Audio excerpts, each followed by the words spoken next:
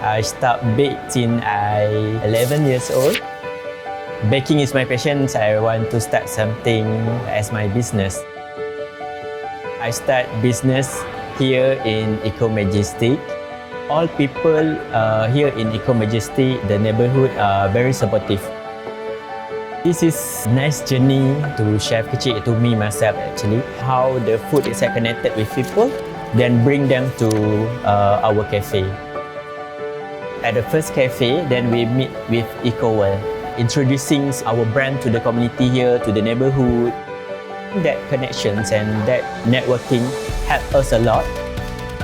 We are growing bigger every day, but our roots will always be here in the community that first believed in a kampung boy who loved to bake.